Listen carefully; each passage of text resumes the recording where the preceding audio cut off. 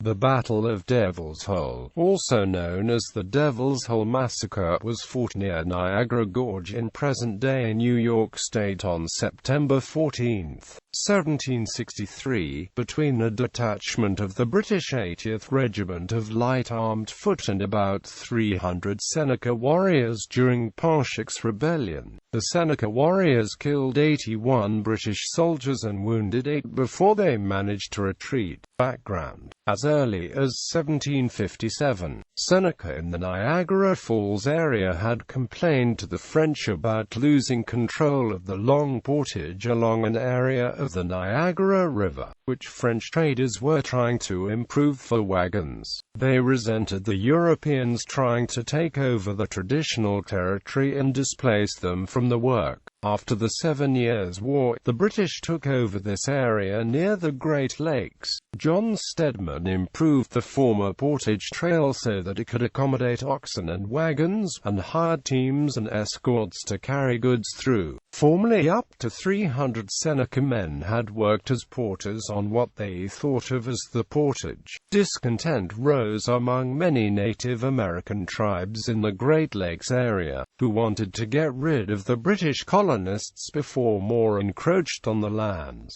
In Pontiac's rebellion, beginning in 1763, several tribes in the Great Lakes and Northwest area cooperated in rising up against the British. In the New York colony, Sir William Johnson, the Superintendent of Indian Affairs, had long advocated fair treatment of Native Americans but was only partially successful. He wrote, "Our people in general are ill-calculated to maintain friendship with the Indians. They despise those in peace whom they fear to meet in war." Battle. On September 14, 1763, a large Seneca band of an estimated 300 to 500 warriors ambushed a wagon train and its armed escort en route from Fort Schlosser to Fort Niagara as it passed through Devil's Hole, an area known for its difficult terrain. One part of the trail was in a heavily wooded area with a deep ravine on either side. The Seneca warriors attacked the wagon train. The escort party and teamsters, led by Quartermaster John Stedman, were caught completely by surprise. Animals broke into a stampede or were driven into the ravine along with the wagons and drivers. The Seneca moved in to fight at close quarters, making musket fire useless,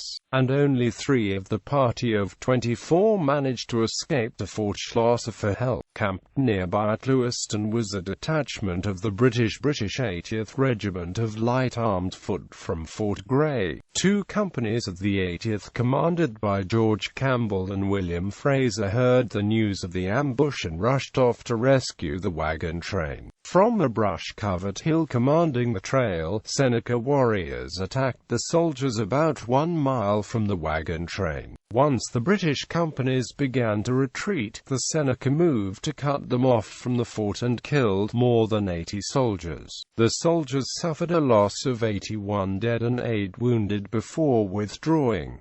The Anglo-Americans called it the Devil's Hole Massacre. The warrior De Canandaigua later told Sir William Johnson that 309 warriors attacked the British and their only loss was 1 man wounded. Aftermath. Reinforcements from Fort Schlosser under the command of Major John Wilkins arrived shortly after the second battle, but soon withdrew to the fort, fearing another attack. When they returned several days later, they found the soldiers had been ritually scalped and their bodies thrown into the ravine. Shortly after the battle, Johnson was told that the attack had been planned by a Seneca chief known as Farmer's Brother, who led a large band that supported Pontiac. The consensus among historians is that the battle was related to the larger rebellion. Because of the successful Seneca attacks, the British reinforced the position in Niagara when the Seneca had hoped to drive them away. Eventually Sir William Johnson forced the Seneca to cede land in this area, a strip 1 mile wide on each side of the Niagara River from Lake Ontario to Lake Erie, called the Mile Reserve, as well as the island's upriver of Niagara Falls. This cut them off from traditional territorial control of the river and portage, which had been a transportation route as well as a source of food and water. The Seneca long contended to regain control of the river banks.